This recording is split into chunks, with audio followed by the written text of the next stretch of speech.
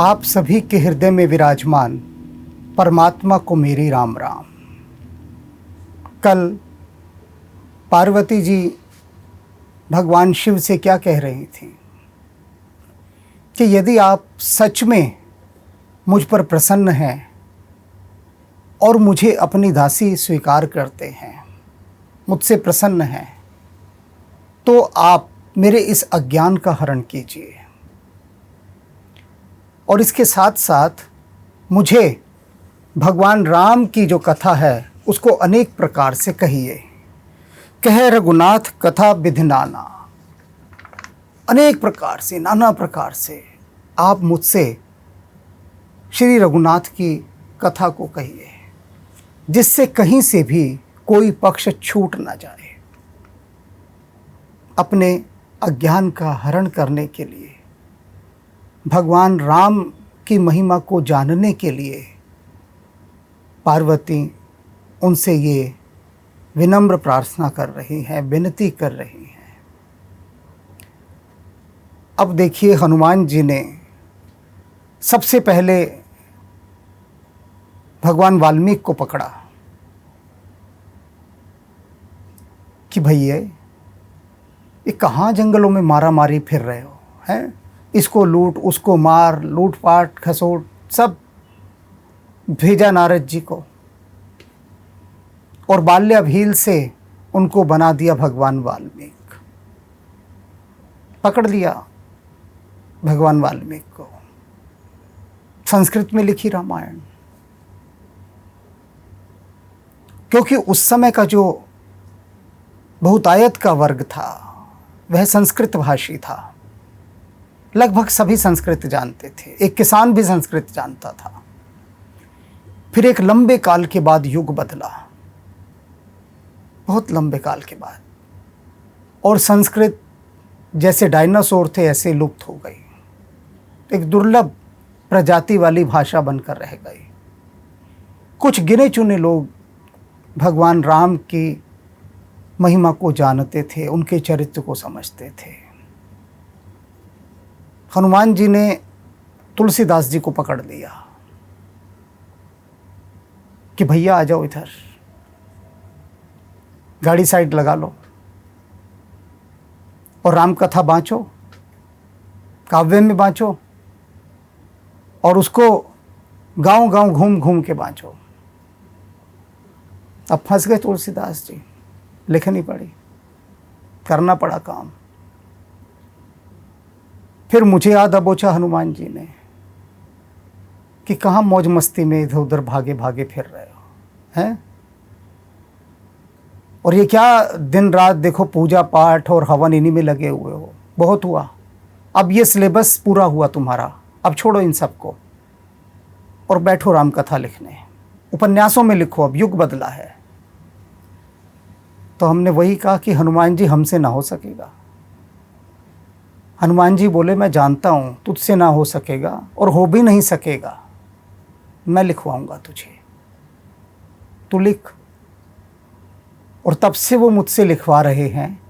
अभी तक राम कथा के 8 खंड लिखवा चुके हैं और उसके बाद भी यदि मैं कहूँ कि मैं भगवान राम की महिमा का एक कण भी जानता हूँ, कतई नहीं, कुछ नहीं जानता, कुछ भी नहीं। भगवान राम के चरित्र को मैंने कैसे देखा हनुमान जी की कृपा से, वो भी मैं बता दूं। बिल्कुल ऐसे जैसे कोई छोटे से सुराख में से, छोटे से छेद में से, छोटा भी कितना, जितना राई का दाना। घर की रसोई से जाकर इस एपिसोड के बाद राई का दाना निकालना और देखना कितना बड़ा होता है। जो बच्चे अगर इस एपिसोड को देख रहे हैं उनको पता ही नहीं होगा कि राई होती क्या है, तो वे अपनी माताओं से कहें कि वे राई दिखाएं उनको क्या होती है रसोई से लाके, और जब उनकी माता उनको राई का दाना दिखाएं तब वो समझ जाएंगे। यानी एक डॉट, एक बिंदु, अगर पेंसिल से एक डॉट लगाया जाए तो राई के दाने से अगर कोई इस इतने छेद के अंदर से कोई आकाश देखने का प्रयास करे, एक पूरा बंद घर हो, कोई खिड़की दरवाज़ा कुछ ना हो, और उसमें एक छोटा सा छेद हो राई के दाने जितना, तो उसमें से जो आकाश दिखाई देगा, बस उतना भर ही हनुमान जी की कृपा से मैं राम जी को अनुभव कर पाया हूँ, देख पाया हूँ, मात्र इतना ही। तो इसीलिए पार्वती जी क्या कह रही हैं कि भगवान रघुनाथ की गाथा का, उनकी महिमा का आप विविध प्रकार से, नाना प्रकार से उसका वर्णन कीजिए कि कहीं से भी किसी अंश से मुझसे कुछ समझना जानना छूट न जाए। जो इतने माध्यमों से हनुमान जी ने सबसे राम कथा लिखवाई है, और मैंने यहाँ एक शब्द का उपयोग किया कि भगवान वाल्मीकि को पकड़ा, तुलसीदास जी को पकड़ा और मुझे दबोचा, ये जानबूझकर प्रयोग किया, क्योंकि हम सब यही लोग कहाँ राम की ओर बढ़ना चाहते थे। सब अपने अपने में मस्त थे, किसी को क्या मतलब राम से। माया ने ऐसा घेरा हुआ था। तो जैसे माता पिता जबरदस्ती खींचकर बच्चों को पढ़ा के उसे ज्ञानवान बनाते हैं, विद्या की ओर अग्रसर करते हैं, ठीक इसी प्रकार हनुमान जी ने भी हम सबको पकड़ा था। हम कोई पहले से भले लोग नहीं थे, ना भगवान वाल्मीकि, ना तुलसीदास और ना मैं, सब एक ही जमात के थे, माया से लिप्त। और उन सब को उन्होंने राम के सम्मुख लाकर बिठा दिया कि लिखो। और यही बात माँ पार्वती कह रही हैं कि अनेक अनेक प्रकार से, जितनी प्रकार से भी राम कथा कही गई है, वह सब आप हमें हर कोण से समझाइए, ऐसी वे भगवान शिव से विनती कर रही हैं। जास भवन सुरतर तर होई, सही की दरिद्र जनित दुख सोई।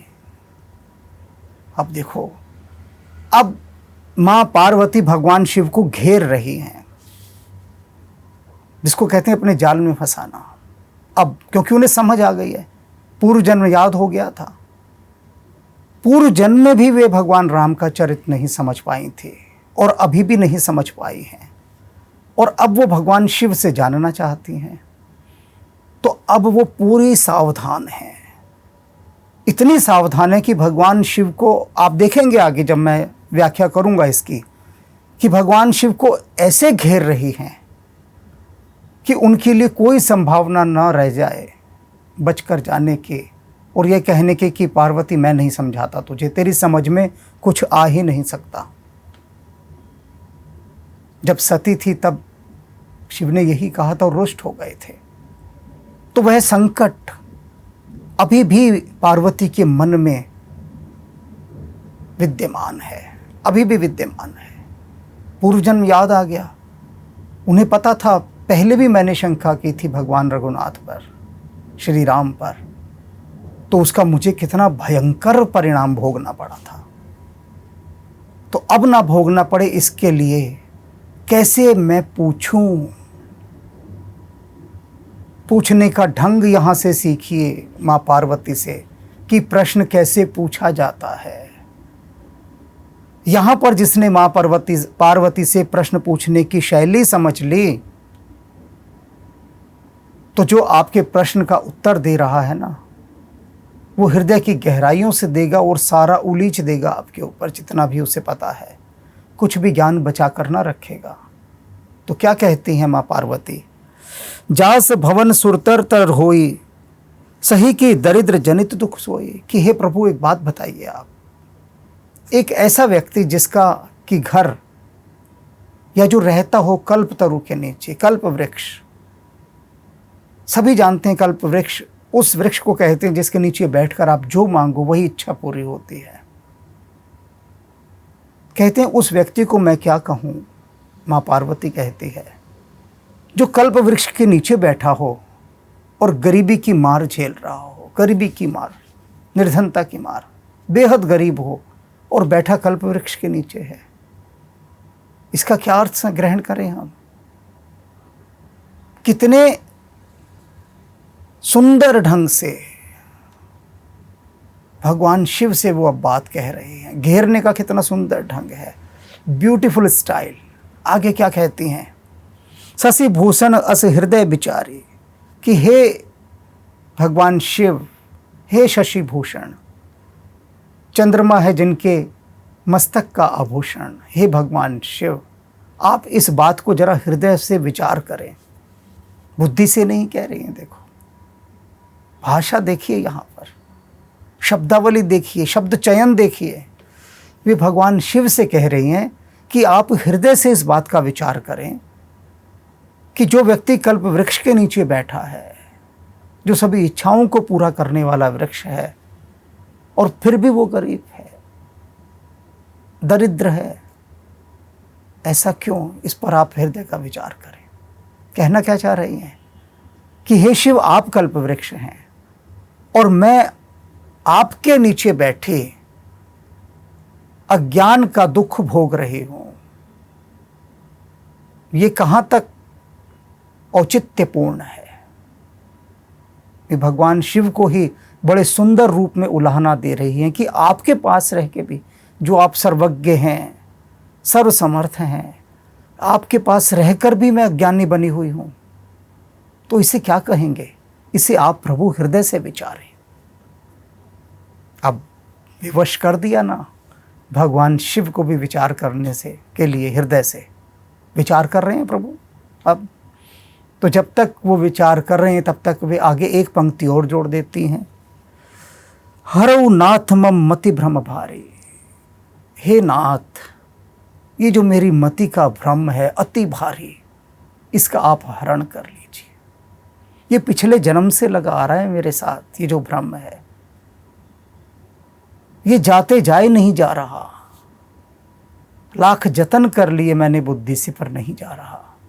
तो आप मेरे इस मति के भ्रम का हरण कर लीजिए। पार्वती को मति का भ्रम है और हम कहते हैं हम बड़े बुद्धिमान हैं, हमें कोई भ्रम नहीं, सब पता है हमें, हम ज्ञानवान हैं, सब जानते हैं हम, शास्त्र वेद पुराण सब मालूम है हमें, सारी भक्ति सारी उपासनाएं सब पता हैं। बड़े दावे ठोकते हैं। मिलते हैं मुझे रोज ऐसे लोग, वो कहते जी हमें ये भी पता है, वो भी पता है, सब पता है।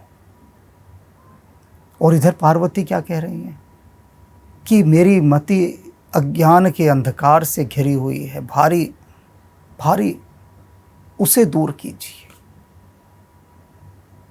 कुछ समझ रहे हैं?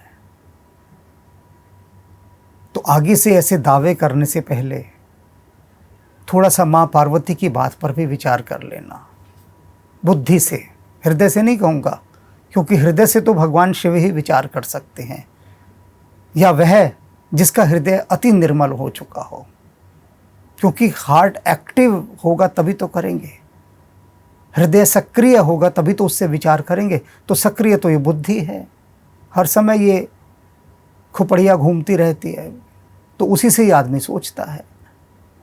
आगे क्या कहती हैं, प्रभु जे मुनि परमार्थवादी, कि हे प्रभु, ऐसे अनेक मुनिजन हैं जो सदा ब्रह्म में निवास करते हैं, ब्रह्म में रहते हैं, परमार्थ को जानते हैं, उस पर ब्रह्म को जानते हैं। अनेक ऐसे ऋषि मुनि हैं।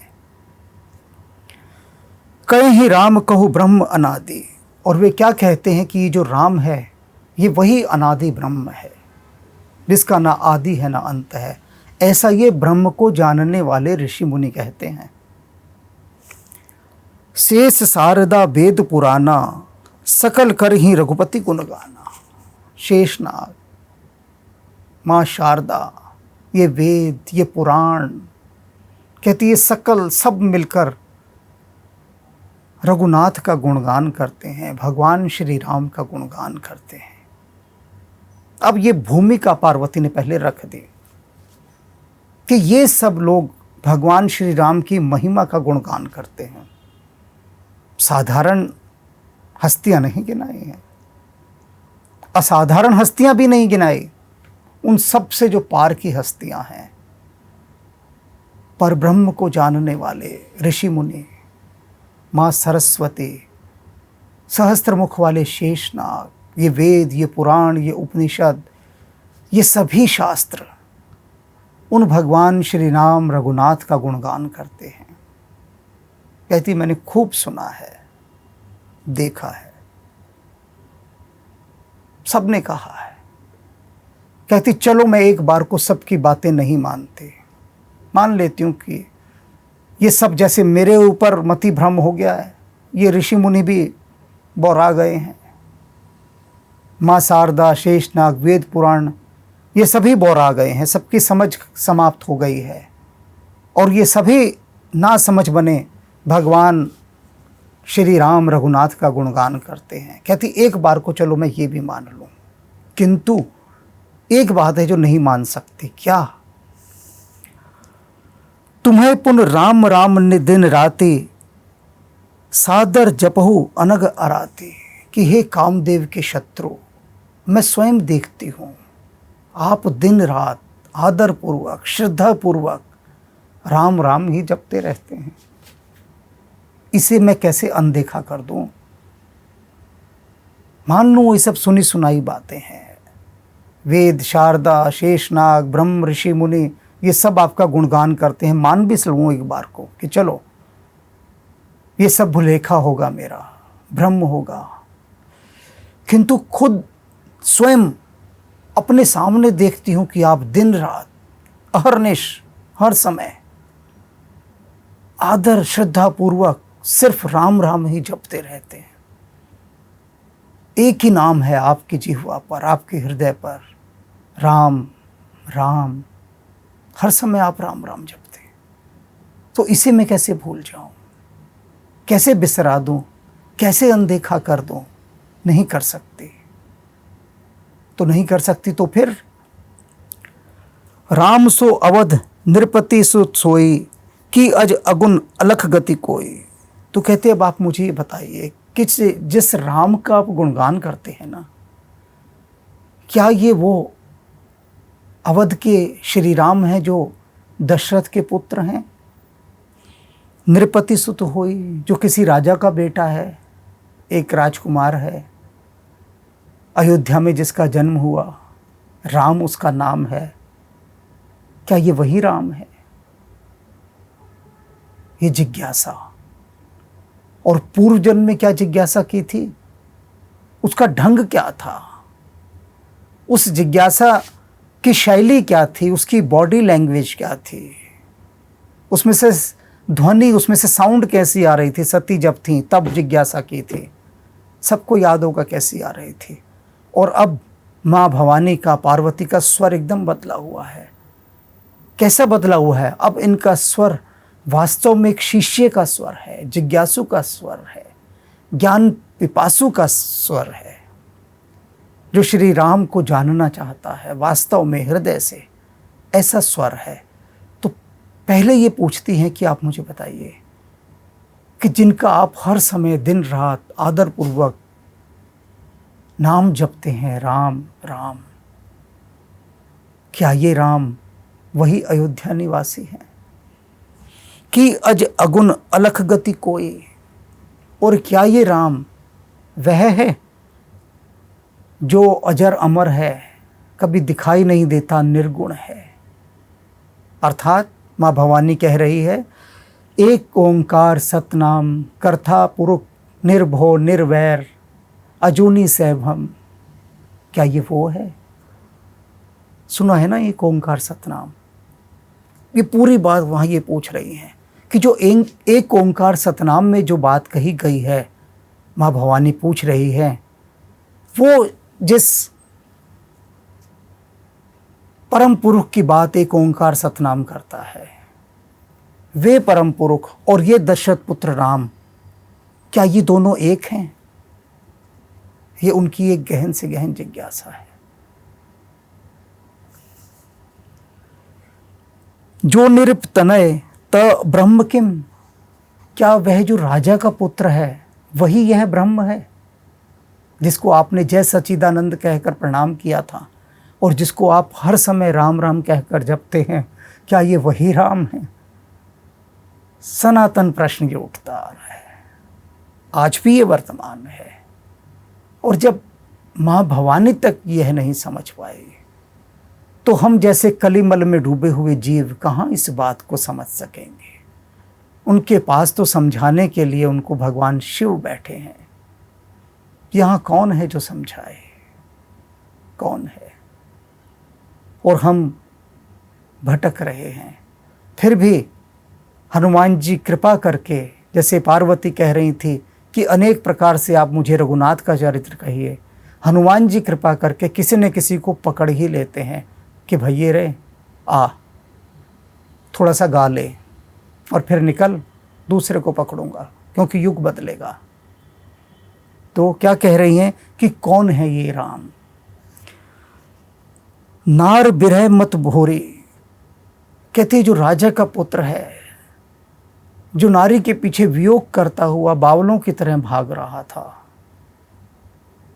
क्या ये राम वही पर ब्रह्म राम है? मति भ्रम मोरी, मेरी मति भ्रमा गई है, कुछ समझ ही नहीं आ रहा। बहुत कोशिश करती हूँ समझने की, लेकिन चूक जाती हूँ, बुद्धि काम नहीं करती।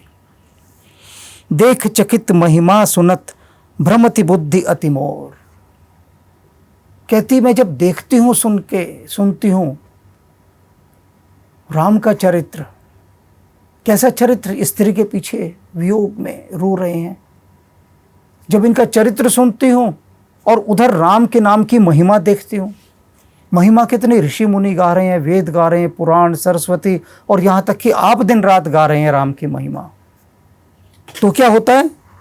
बुद्धि अति मोरी, तो मेरी बुद्धि जो है ना वो बोरा जाती है, पगला जाती है। मेरी बुद्धि को कुछ समझ में नहीं आता कि ऐसा कैसे हो सकता है, ये वो है या वो ये है, कुछ नहीं समझ में आ रहा।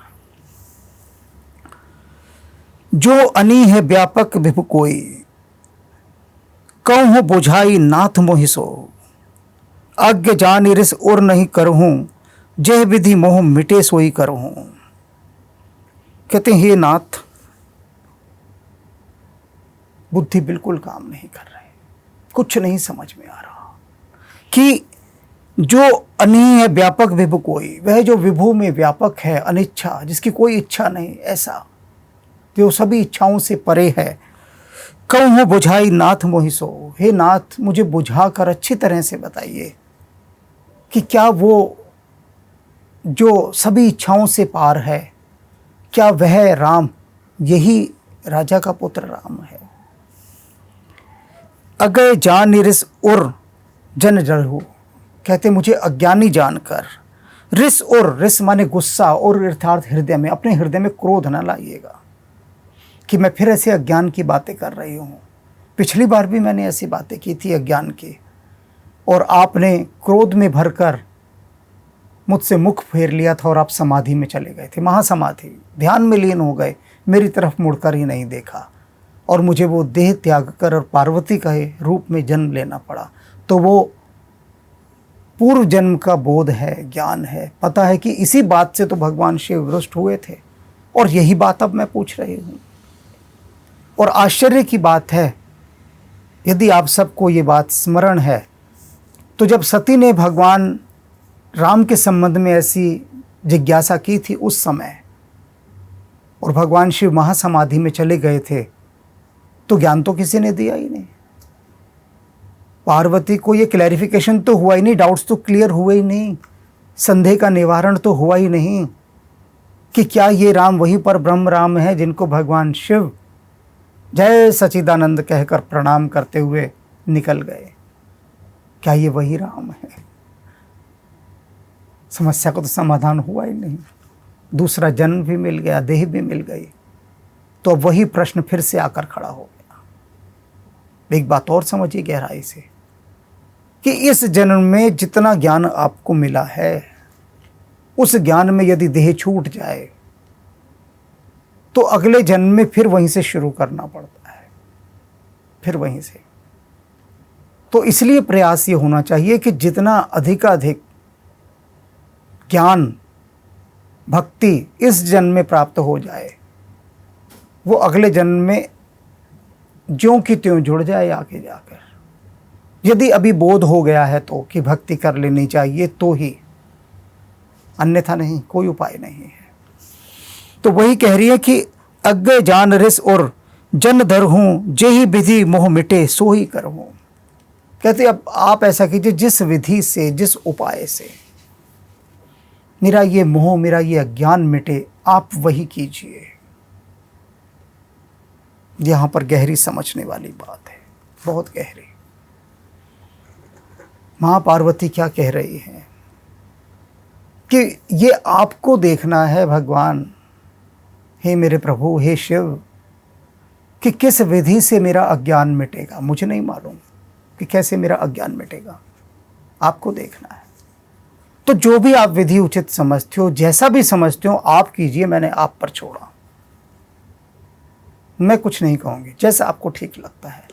इस समय मां पार्वती की जो ये उक्ति है ना, ये ऑपरेशन थिएटर में लेटे हुए व्यक्ति की उक्ति है, जो स्ट्रेचर पर ऑपरेशन थिएटर में लेट जाता है और डॉक्टर से कहता है कि ये शरीर आपके हवाले, छोड़ा। जैसा आपको उचित लगता है आप वैसे मेरी चिकित्सा कीजिए।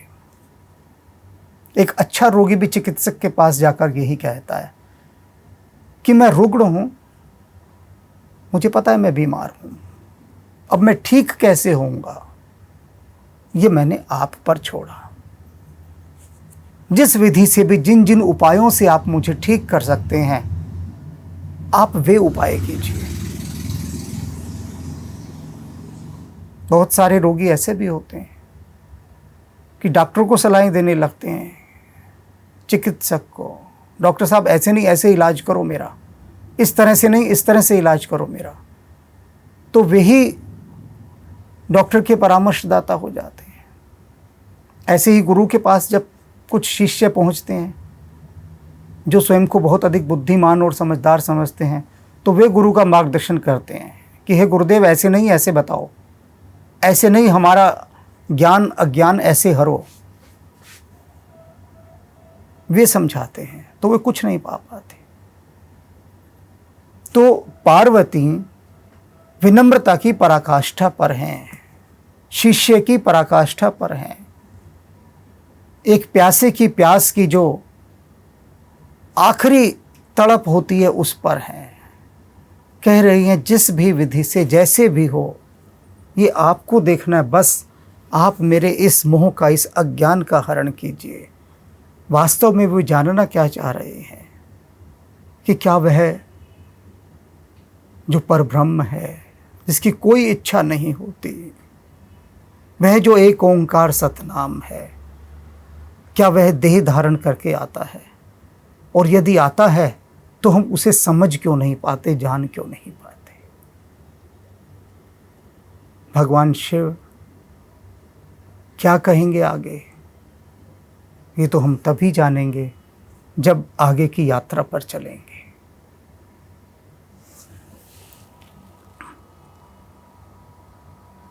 जास भवन सुर तरु तर होई, सही की दरिद जनित दुख सोही। शशि भूषण अस हृदय विचारी, हरऊ नाथ मम मति भ्रम भारी। प्रभु जे मुनि परमारथ बादी, कहि राम कहूँ ब्रह्म अनादि। शेष शारदा वेद पुराना, सकल करई रघुपति गुण गाना।